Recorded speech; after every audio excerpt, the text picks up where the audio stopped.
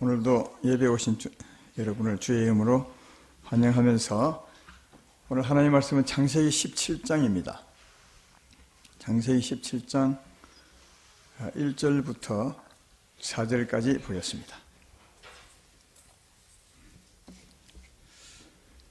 제가 봉독해 드리겠습니다. 창세기 17장 1절부터 아브라함이 99세 때에 여호와께서 아브라함에게 나타나서 그에게 이르시되 나는 전능한 하나님이라. 너는 내 앞에서 행하여 완전하라.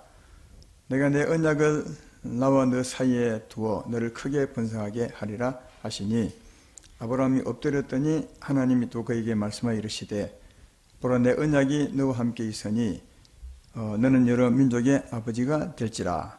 아멘.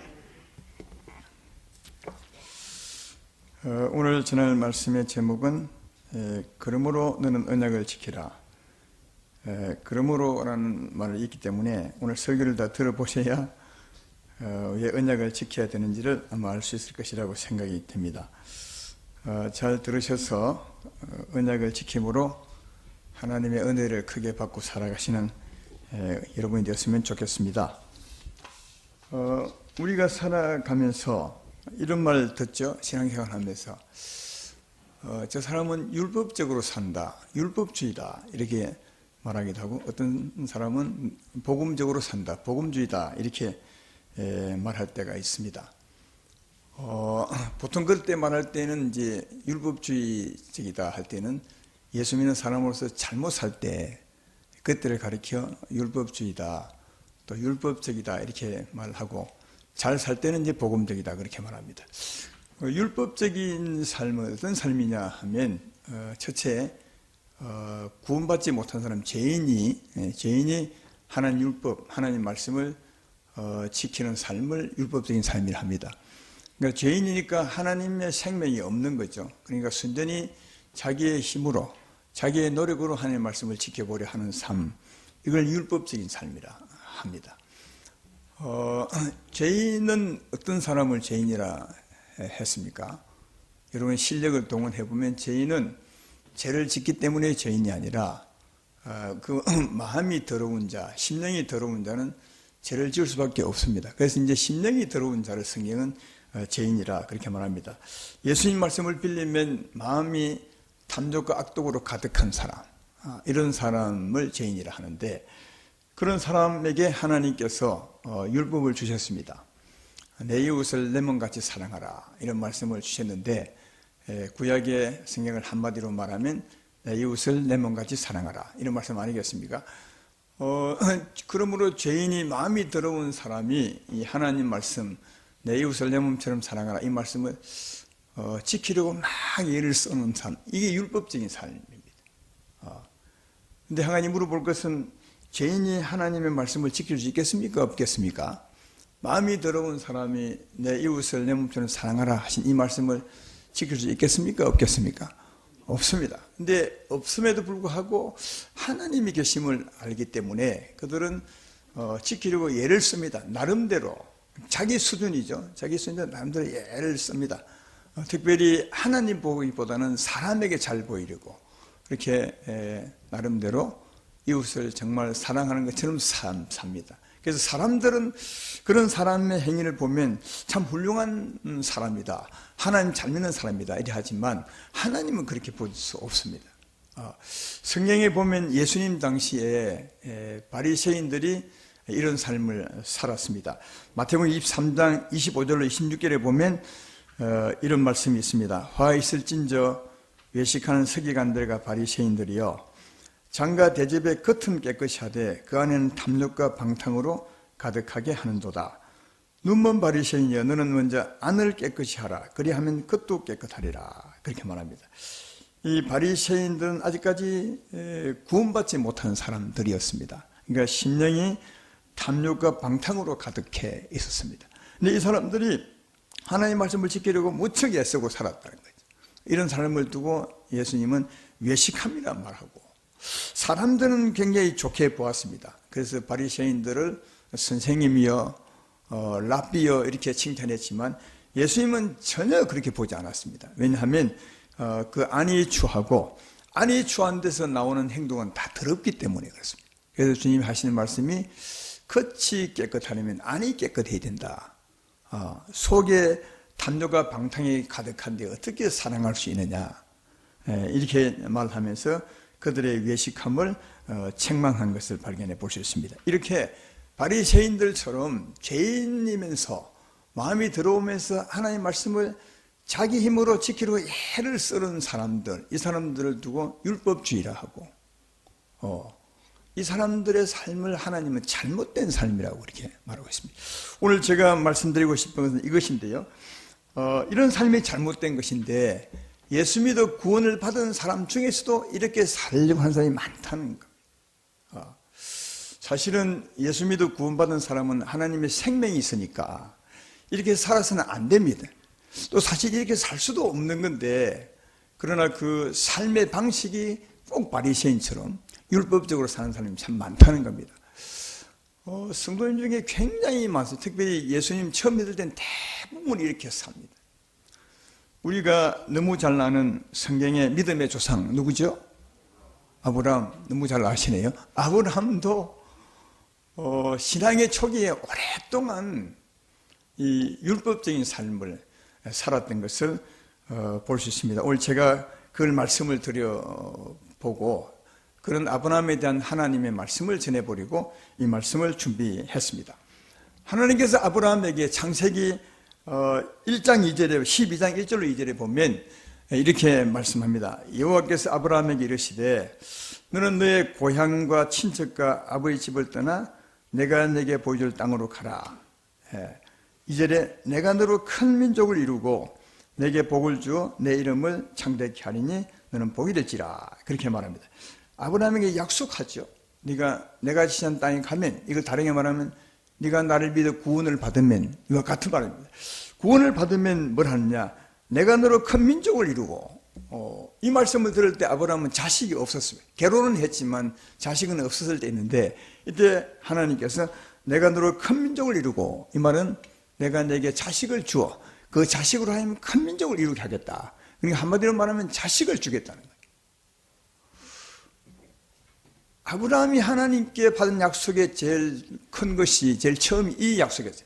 내가 너로 큰 민족을 이루고, 다르게 말하면 내가 내게 자식을 주어, 이렇게 말씀한 건데, 이 말씀을 받고 난 후에 아브라함이 어떻게 하겠습니까? 여러분에게도 여러분이 이런 약속을 받았다면 그 다음 어떻게 하겠습니까? 제가 보기에는 아브라함은 하나님이 자식을 준다 했으니까 열심히 자식 낳으려고 애를 썼던 것 같아요. 사라가 자기 부인이니까 사라하고 자식을 낳으려고 애를 무척 썼던 것 같아요. 수고를 많이 했던 것 같아요. 그런데 자식이 없었습니다. 세월이 지났는데도 자식이 없었는데, 그때 이제 어느 날 하나님이 아브라함을 찾아오셔서 말하기를, 아브라함아, 두려워하지 말라. 나는 내게 상급이니라. 이렇게 말씀을 합니다. 그때 아브라함의 최고의 관심은 하나님이 자식을 준다 했는데도 그동안 세월이 지났는데도 자식이 없으니까 아브라함의 관심은 자식이었습니다. 그래서 그렇게 말한 하나님에게 아브라함이 창세기 15장 2절에 이렇게 말합니다. 아브라함이 이르되 주 여호와여 무엇을 내게 주시려 하나이까? 나는 자식이 없사오니 나의 상속자는 이 다메섹 사람 엘리에셀입니다. 그러니까 엘리에셀이라는 사람은 아마 어디 길 가다가 다메섹에서 얻었던 것 같습니다. 아마 근신한 청년쯤 됐겠죠. 그래서 이제 하나님이 내게 자식을 주지 않으니까 이 엘리에셀을 내 상속자로 삼겠습니다. 그렇게 말합니다. 이걸 보면 그동안 하나님이 약속한 말씀을 듣고 난 후에 아브라함이 얼마나 애를 썼는지 알 수 있습니다. 애를 써도 안 되니까, 아들을 못 낳으니까 이 엘리에셀을 자기 아들로 삼겠다고 그렇게 말씀을 드린 겁니다. 그때 하나님께서 아브라함에게 또다시 말씀을 합니다. 창세기 15장 4절에 이렇게 말하죠. 여호와의 말씀이 그에게 임하여 이르시되 그 사람이 내 상속자가 아니라 내 몸에서 날 자가 내 상속자가 되리라. 그렇게 말합니다. 이 엘리에셀은 주워온 겁니다.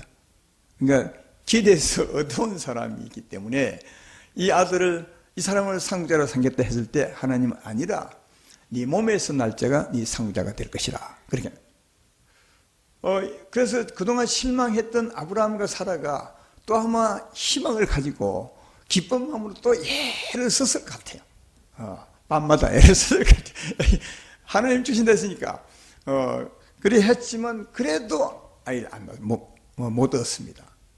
그래서 어느 날 자기 부인 사라가 이런 제안을 하죠. 아마 힘든 가운데 이런 제안을 하지 않겠습니까? 이 사라라는 아내 아래 여종이 있었는데 이름이 하갈 아니겠습니까? 아브라함에게 말하기를 아브라함이요, 나는 안 되니까 내 여종을 당연히 주겠습니다. 여종에게 들어가십시오. 근데 그런 아내의 제안에 아브라함이 선뜻응했는지 아니면 좀 망설여응했는지 모르겠지만 그렇게 합니다. 하갈을 취해서 취하기로 그렇게 마음먹습니다.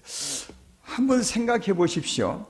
이 아내 사라가 자기 여종 하갈을 줄 만큼 했다면 그동안 얼마나 애를 썼겠습니까? 하나님이 네 몸으로 날 자녀가 내 상속자가 될 것이다, 이 말씀을 하고 난 후에 그래 몸으로 준다 했으니까 얼마나 애를 썼겠습니까? 애를 써도 안 되는 겁니다. 안 되니까 이 사라가 하는 말이 내 여종을 주겠다고. 여종을 주겠다 이 말 그 뒤에는 엄청나게 애를 쓴 겁니다. 아이 낳아 부르고. 그래도 하나님이 안 주니까 정말 여종이라도 주어서 아이 낳기로 그렇게 한 거지, 해보기를 한 거죠. 근데 아브라함이 선뜻 응한 것 같아요. 왜냐하면 하나님께서 뭐라 했습니까? 네 몸으로 날짜를 했으니까. 몸으로 날짜니까 내 몸으로 내 아내를 취해 낳든지 아니면 내 몸으로 여종을 취해 낳든지 내 몸으로 낳으면 될 것이 아니냐. 그래서 이제 아브라함이 아내의 제안을 선뜻 받아들여서 하갈을 취했는데 아들이 생겼습니다. 아들을 낳게 됩니다. 창세기 15장 16장 15절 16절에 보면 이렇게 말합니다. 하갈이 아브라함의 아들을 낳으며 아브라함이 하갈이 낳은 그 아들을 이름하여 이스마엘이라 하였더라. 하갈이 아브라함에게 이스마엘을 낳았을 때 아브라함이 86세였더라. 그렇게 말합니다. 하나님이 아브라함에게 아들을 주리라 그렇게 약속한 후에 드디어 아브라함이 아들을 얻었습니다. 몇 년 만에 얻은지 아십니까? 하나님 약속할 때가 75세에 됐습니다. 창세기 12장에 보면. 근데 여기는 86세에 이스마엘 아들을 낳았으니까 몇 년 만에요? 11년 만에 낳았습니다. 11년 만에 아들을 얻었습니다. 자기 몸으로 낳은 아들. 그러면 제가 물어볼 것은 이 아들이 하나님이 창세기 12장에 약속한 그 아들 맞습니까? 틀립니까? 너무 잘 아시네요. 그래서 제가 설교하는 맛이 나는 겁니다. 그 아들 아닙니다. 그 아들은 이삭이거든요. 그 아들은 이삭이었습니다. 왜 이 아들은 하나님이 주신 아들이 아니냐 하는 겁니다. 그 하나님 주신 아들이 아닌 것을 알 수 있는 말씀이 오늘 본문 말씀입니다. 오늘 본문의 말씀을 보면 이 아들이 하나님 주신 아들이 아니구나 하는 것을 알 수 있습니다. 물론 우리가 알고 있는 아들이 이삭이지만요. 한번 읽어볼까요? 창세기 17장 1절에 보면 하나님이 이렇게 말합니다. 아브라함이 99세 때 여호와께서 아브라함에게 나타나서 그 이르시되 나는 전능한 하나님이라 너는 내 앞에 생각이 완전하라. 아브라함이 99세 때 하나님 99세 때 찾아오셨어요. 근데 이스마엘을 몇 살 때 낳았다고요?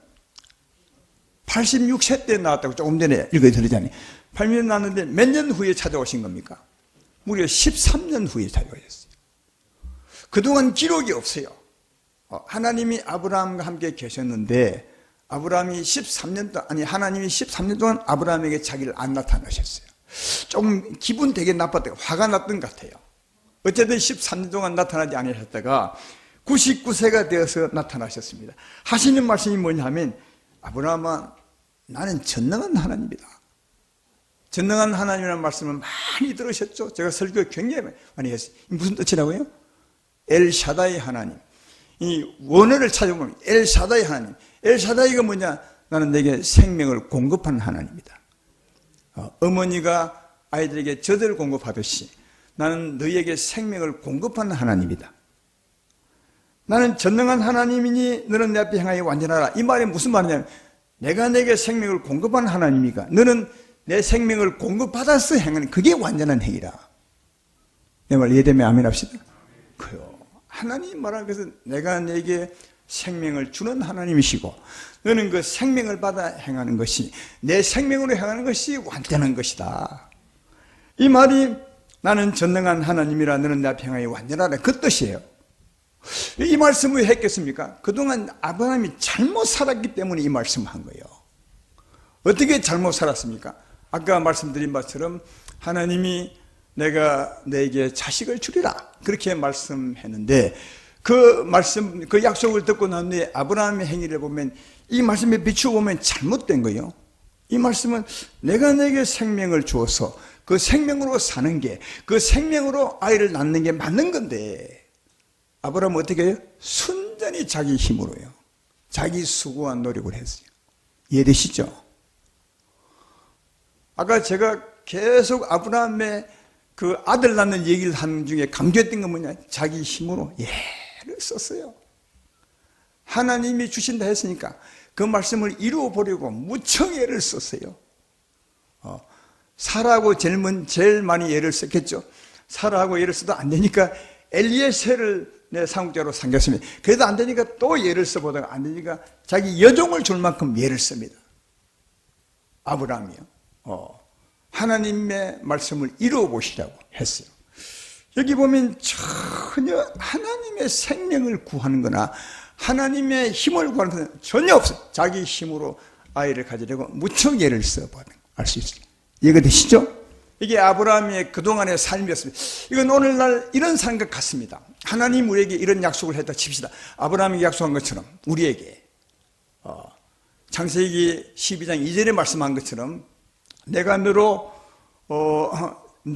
자식을 주리라. 내가 내게 자녀를 주리라. 이것처럼 우리에게도 하나님 우리에게도 내가 너로 하여금 사랑하는 사람이 되게 하리라. 내가 너로 하여금 선하게 사는 사람이 되게 하리라. 이렇게 하나님이 약속을 했는데 우리가 어떻게 사느냐? 내 힘으로 선하게 살려고 예를 쓰는 겁니다. 내 힘으로 사랑하려고 예를 쓰는 겁니다.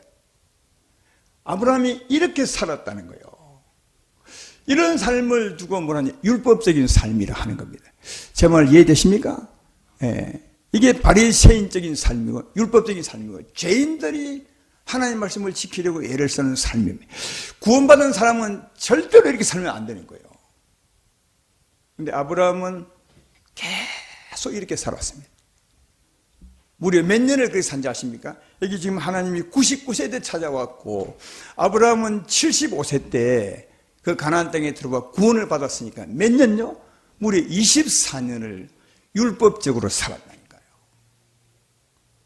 24년을 구원받은 하나님의 자녀임에도 불구하고 죄인이 살듯이 살았다니까요. 무려 24년간을요. 여러분은 예수 믿은 지 얼마나 되셨습니까? 대답은 할 필요 없습니다. 너무 많으시니까요.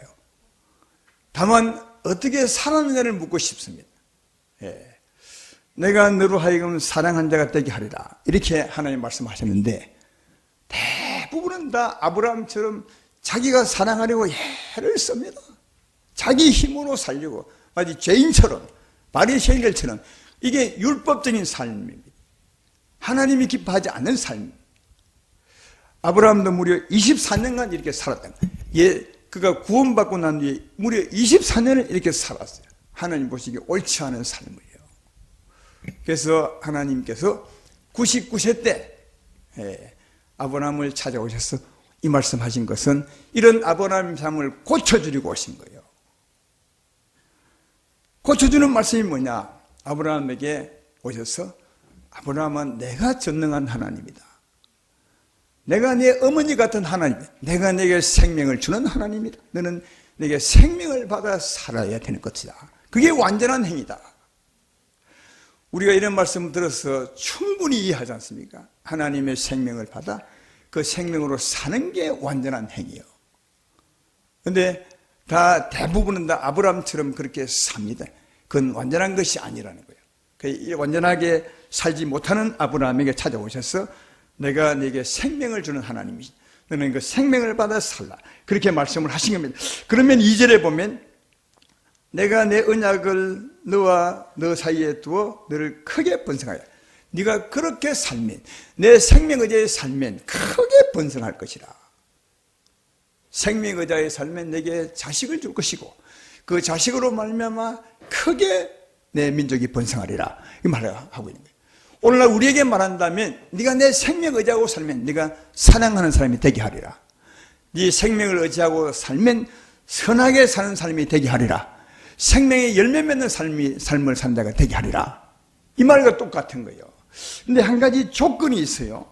2절에 보면 내가 내 언약을 너와 내 사이에 두어 이렇게 말하죠. 그 다음 계속 언약 얘기를 합니다. 3절 4절에도 보면 보라 내 언약이 너와 함께 있으니 너는 여러 민족의 아버지가 되리라. 그래서 이제 이름도 아브라함에서 아브라함으로 바꿔줍니다. 아브라함은 열국의 아버지라는 뜻이거든요. 이 말은 생명이 풍성해진다는 그 뜻이거든요. 뭐 하면 언약을 네 사이에 두면, 다르게 말하면 네가 내 언약을 지키면, 그 밑에 계속 언약을 지키면 심히 내가 번성하리라 그렇게 말합니다. 그래서 내가 네게 생명을 공급해 줄 텐데 내가 네게 생명을 공급해 주기 위해서 너는 언약을 지켜라. 근데 그 언약이 뭔지 아십니까? 맨 뒤에 9절로 10절에 보면 나와 있죠. 언약이 뭔지. 창세기 17장 9절로 11절에 보면 나왔습니다. 하나님이 또 아브라함이 이르시되 그런즉 너는 내 언약을 지키고 내 후손도 대대로 지키라. 10절에 너희 중 남자는 다 할례를 받으라. 이것이 나와 너희와 너희 후손 사이에 지킬 내 언약이니라. 너는 표피를 베라. 이것이 나와 너 사이의 언약의 표정이니라. 그러니까 할례를 받으라고 했어요. 할례를 받으면 어떻게 한다고요? 하나님이 생명을 준다고요. 하나님은 전능한 하나님이라 생명을 공급해 주는 하나님이신데 네가 할례를 받으면 생명을 공급해 줄 것이라. 그러면 그 생명으로 살 수 있다고 그렇게 아브라함이 말하고, 요 뒤에 보면 아브라함이 즉시 할례를 받습니다. 할례를 받았더니 하나님이 오셔서 생명을 줍니다. 그리고 생명을 주고 난 뒤에 1년 후에, 아이는 1년 후에 낳으니까 1년 후에 이삭이 낳습니다. 그러니까 그가 할례를 받았더니 하나님이 생명을 주셨고 그 생명으로 아들을 낳았던 것이 이삭, 생명의 열매였음을 발견해 볼 수 있다. 그런데 이 하나님께서 아브라함을 찾아왔을 때 그때 아브라함은 99세였으니까 그가 아이를 낳을 수 있었습니까? 없었습니까? 생명이 다 말라버리고 없었을 때요. 그런데 하나님께서 그로 하여금 아들을 낳게 했다면 아브라함의 힘으로 낳은 것입니까? 하나님이 생명을 준 것입니까? 하나님 생명을 주셨어요. 분명히 우리 알 수 있어요. 아브라함이 또 사라도 아이를 낳을 수 없을 때 하나님 오셔서 생명을 주셔서 주셨고 그 생명으로 이삭을 낳은 것임을 분명합니다. 왜? 아브라함과 사라가 생명이 말랐을 때 찾아오셨으니까요. 이해가 되시죠? 하나님이 생명을 공급해 주어서 말씀대로 그로 하여금 아들을 낳게 했던 거다. 창세기 12장 2절을 다시 보면요. 창세기 12장 2절을 다시 보면 이렇게 되어 있죠. 내가 너로 큰 민족을 이루고 내게 복을 주어 내 이름을 창대케 하리니 너는 복이 될지라. 이 말씀을 잘 읽어보라고. 내가 너로 큰 민족을 이루고, 이 말은 하나님이 아브라함에게 아들을 주겠다는 말입니까? 아니면 아브라함이 노력으로 아들을 낳으라는 말입니까? 하나님이 아브라함에게 아들을 주겠다는 말이거든요. 그러니까 처음부터 하나님은 바르게 말씀하셨어요. 내가 내게 아들을 주리라. 근데 아브라함은 이 말씀을 어떻게 받는지 모르겠지만 계속 자기가 수고하는 거예요. 애를 쓰는 거예요. 아이를 낳아버리고. 아니 하나님은 처음부터 내가 너로 아이를 낳게 하리라. 그렇죠? 근데 결과적으로 누가 낳았습니까? 하나님께서 아브라함에게 생명을 주어서 그 생명으로 아들을 낳게 했습니다. 믿으면 아멘 합시다. 하나님은 약속한 대로 하나님이 이루셨어요. 아브라함이 몰랐던 거죠. 아브라함이 자기의 힘으로 낳으려고 생각했던 거예요. 근데 하나님은 하나님의 약속대로 생명을 주어서 아브라함에게 아들을 낳게 했던 것을 볼 수 있다. 이런 삶을 살아야 된다고 아브라함에게 가르치고 있는 것입니다. 그러므로 오늘날 우리들도 이렇게 사셔야 맞는 거예요. 이 아브라함에 대한 말씀은 우리에 대한 말씀하는 겁니다. 하나님은 오늘 우리에게 뭐라 하시면 내가 전능한 하나님이시다. 내가 내게 생명을 공급해 주는 하나님이시다. 그러므로 우리가 어떻게 살아야 되겠습니까? 이 말씀 앞에 하나님의 생명을 얻어야 됩니다. 그분에게 생명을 공급해 주는 분이십니다. 우리와 함께 하나님이 계십니다. 믿으면 아멘 합시다. 우리와 함께 계십니다. 그는 우리 안에 보좌를 펼치고 계십니다. 이분에게 생명의 샘을 공급해 주는 분이십니다. 내가 전능한 하나님이라. 우리는 이 생명을 받아 살아야 되는데 한 가지 조건이 있습니다. 할례를 받아야 합니다. 할례를 받을 때 아브라함에게 생명을 준 것처럼 우리도 할례를 받아야 합니다. 할례 받는 건 진짜 할례를 받으셔야 됩니다. 아브라함은 표피를 배웠지만 무슨 의미인지 알죠? 제가 설명 안 해도요? 설명해 드릴까요? 안 할랍니다. 아브라함은 표피를 배웠지 우리는 진짜 할례를 받아야 됩니다. 그러니까 진짜 할례가 무엇이냐? 성경의 설명을 너무 잘 해주고 있습니다. 골로새서 2장 11절 12절에 이렇게 말합니다. 또 그 안에서 너희가 손으로 하지 않은 할례를 받았으니 손으로 하지 않은 할례를 아브라함은 손으로 하는 할례를 받았죠. 손으로 하지 않은 할례를 받았으니 곧 육의 몸을 벗는 것이 그리스도의 할례라. 너희가 세례로 그리스도와 함께 장사되고 또 죽은 자 가운데에서 그를 일으키신 하나님 역사를 믿어 말미암아 그는 함께 일으킴을 받느니라. 그렇게 말해요. 여기 할례는 손으로 하지 않은 할례는 뭐냐? 육의 몸을 벗는 겁니다. 사실은 표피를 벤다는 말이 네가 죽었다는 말입니다. 그를 베어버린다는 말이거든요. 그러니까 진짜 할례는 표피를 베는 것이 아니라 이 할례의 진짜 의미는 우리 육의 몸을 벗는 겁니다. 육의 몸을 언제 벗습니까? 육의 몸은 우리 죽을 때 벗습니다. 죽을 때야 이 육의 몸을 벗어서 땅에 묻어버리고 나는 거기서 빠져나오는 겁니다. 그죠? 근데 죽을 때 벗으면 소용이 없어요. 살아있을 때 벗으셔야 됩니다. 살아있을 때 벗는 방법이 뭐죠? 이게 세례입니다, 세례. 그래서 그 뒤에 세례 이야기 한 겁니다. 진짜 할례는 육의 몸을 벗는 것인데 이 육의 몸에서 내가 벗어나는 건데 이 육의 몸이 죽는 것인데 세례로 말미암아 살아있을 때 벗는 것이라. 그래서 로마서 6장 3절에 세례를 말하지 이렇게 무릇 그리스도 예수 아빠의 세례받은 우리는 그의 죽으심 값에 세례받은 줄 알지 못해. 세례가 뭐냐면 예수와 함께 죽었음을 믿는 겁니다. 이 죄의 몸이 죽었음을 믿는 겁니다. 살아있으면서 죽은 것을 믿는 것입니다. 믿으면 아멘 합시다. 이게 육의 몸을 벗는 겁니다. 이게. 육의 몸을 벗는 겁니다. 근데 이 육의 몸을 살아있을 때 세례로 벗으면 어찌 되느냐. 그 다음에 로마 6장 4절에 보면 아주 오늘 우리에게 특별히 의미 있는 말씀을 합니다. 그러므로 우리가 그의 죽으심 값에 세례를 받음으로 그와 함께 장사되었나니 이는 아버지 영광으로 말미암아 그것을 죽은 자 가운데서 살린 같이 또한 우리로 새 생명 가운데서 행하게 하려 합니다. 우리가 세례로 우리 죄의 몸이 죽었음을 믿으면 그때 하나님이 새 생명으로 역사한다는 거예요. 하나님이 새 생명을 역사한다는 거예요. 이해가 되시죠? 아브라함이 할례를 받을 때 하나님이 그에게 역사한 것처럼 하나님이 새 생명으로 역사한 것처럼 전능한 하나님이 생명을 공급해 준 것처럼 우리도 오늘날 진짜 할례 예수와 함께 죽어서 믿을 때 그때 하나님이 새 생명을 공급한다는 거예요. 이 새 생명으로 살도록. 이해가 되시죠? 그러면 왜 우리가 이 육의 몸을 벗을 때 이 죄의 몸이 죽었음을 믿을 때 하나님이 새 생명을 역사하느냐? 이것은 우리가 너무 잘 아는 말씀이잖아요. 로마서 6장 6절로 7절에 보면 나와 있습니다.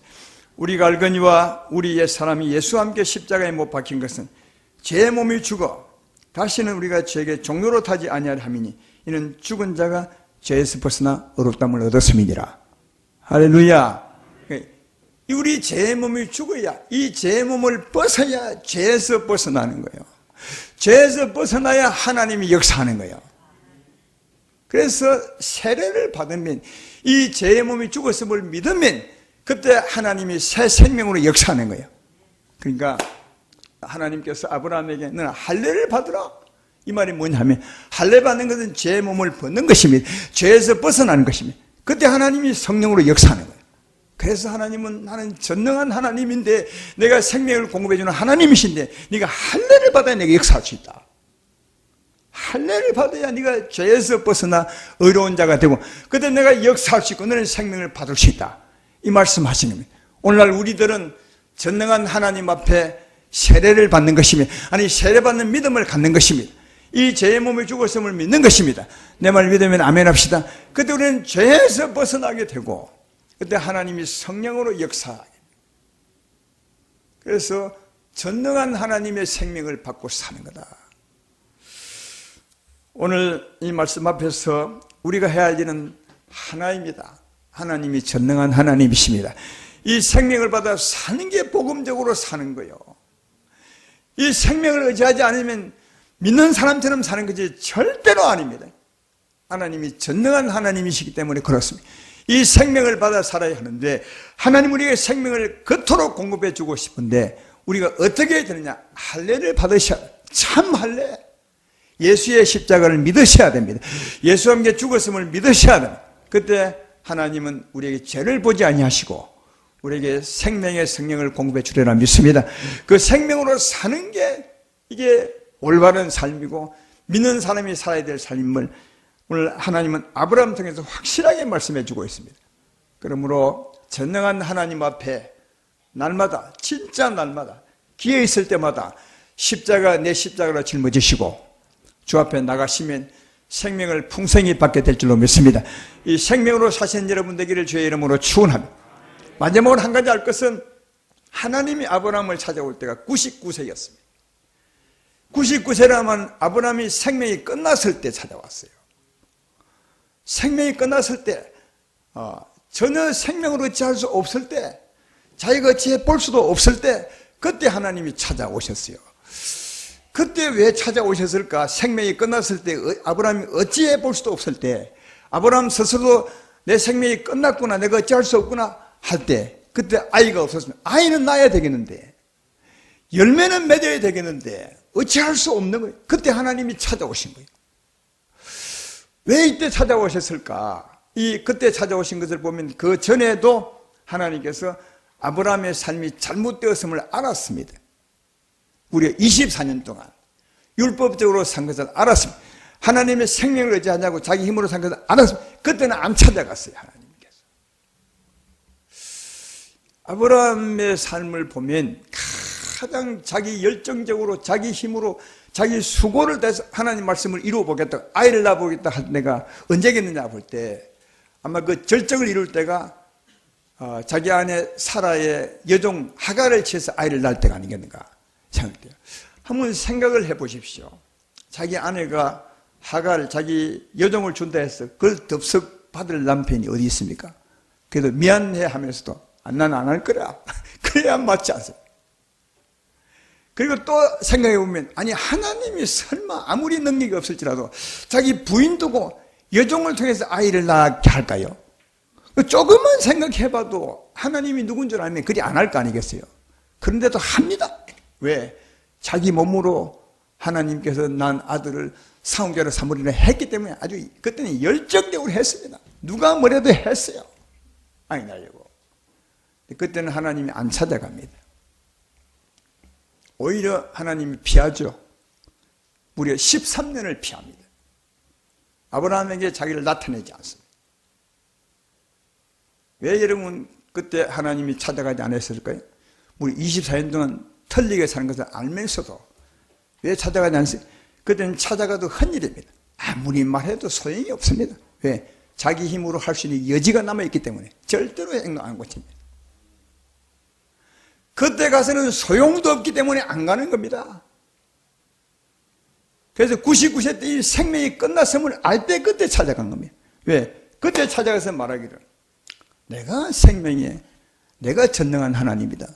내가 이 사람아 내게 생명 주어서 이 생명받아 사는 게 네 삶이다. 이렇게 말했을 때 이미 아브라함은 다 끝났으니까 그때는 그 말씀을 진짜 잘 받죠. 왜? 아무리 해도 할 수 없고 하나님께서 생명을 주신 하나님이시고 할례를 받으면 준다니까 그때 아브라함은 그 말씀을 바로 받죠. 그래서 할례 받아서 생명 받는 것을 알 수 있습니다. 지금 우리도 마찬가지입니다. 저도 이 주세움교회에 와서 아름다운 교회에서부터 수없이 말씀해요. 우리 힘으로 사는 것이 아닙니다. 내가 산 것이 아니라 주님으로 사는 것입니다. 내 힘으로 사는 것이 아니라 내 수고로 주의 뜻을 이루는 것이 아닙니다. 주의 생명으로 사는 것. 아무리 외쳐도 여전히 자기 힘으로 삽니다. 아브라함 처음처럼요. 그죠? 근데 그렇게 살면서도 삶을 통해서 배우는 게 있습니다. 그렇게 처음에는 살 같아서 봉사도 하고 사랑도 하고 열심히 살지만 점점 주님을 알고 주님을 경외심이 높아져 가면 이게 아닌데, 이렇게 사는 것이 아닌데, 이게 내가 선하게 살 수 없구나, 내가 사랑할 수 없네, 악에 대해서 선으로 이기려 하는데 나는 그렇게 못 사네, 용서 왜 못하지, 내 아이도 내가 품을 수 없구나, 이걸 배우게 됩니다. 그때 그런 삶의 오랜 많은 실패를 통해서 깨닫습니다. 내게 생명이 없구나, 내게 생명, 하나님의 생명, 선한 생명이 없구나, 생명이 말라버렸구나, 이걸 깨닫게 됩니다. 그때 오늘 말씀을 하면 잘 봤습니다. 하나님이 내가 전능한 하나님이야, 네 힘으로 사는 게 아니야, 내가 네게 생명을 공급해 주는 하나님이시고 너는 이 생명을 공급받아 사는 게 완전한 거야. 이 말씀 받으면 삶의 끝에, 실패 끝에 이 말씀 받으면 너무 달콤하죠, 말씀이. 너는 확 받아들이죠. 십자가 바로 믿죠. 그 생명을 얻기 위해서. 그러니까 때가 있음을 볼 수 있어요. 우리 신앙은 성장하는 것이니까. 아브라함도 무려 24년을, 우리 믿음의 조상이라는 사람이 무려 24년을 율법적으로 살았다니까요. 구원받은 사람이. 성경의 믿음의 선지들을 보면 다 그렇게 살았습니다. 야곱도 수십 년 동안 율법적으로 살았어요. 우리도 아마 다 그럴 것 같아요. 근데 오늘 제가 설교하는 이유는 그 오랫동안 기다리지 말고 그동안 우리 삶을 통해서 많이 배우고 실패도 많이 했으니 이제는 지금쯤은 좀 거쳐서 깨달을 때가 되지 않았나. 그래서 오늘 이 말씀을 듣고 그때까지 스스로 할 때까지 기다리지 마시고 오늘 다 이 말씀을 듣고 받아들이라고 이 설교를 하는 것입니다. 여러분, 하나님이 전능한 하나님이십니다. 그 하나님이 여러분 안에 계십니다. 그분에게 생명을 공급해 주는 하나님이십니다. 그러므로 진짜 십자가 믿음으로 이 생명을 구하시기를 주의 이름으로 축원합니다. 날마다 십자가 짊어지기 바랍니다. 왜냐하면 우리는 날마다 죄를 짓습니다. 제 몸을 벗어버리는 것이 아니라 가지고 삽니다. 날마다 벗으셔야 됩니다. 그래야 하나님이 날마다 생명을 공급해 줍니다. 날마다 십자가 짊어지시고 날마다 제 몸을 벗어버리시고 주 앞에 생명의 힘을 공급받아서 그 힘으로 사십시오. 이 힘이 생명의 열매 맺는 것이고 이 삶이 복음적인 삶이고 우리 영혼을 살리는 삶이고 여러분이 영화롭게 되는 삶임을 알 수가 있습니다. 이 할례받아, 참 할례받아 생명으로 사는 여러분 되기를 주의 이름으로 축원합니다.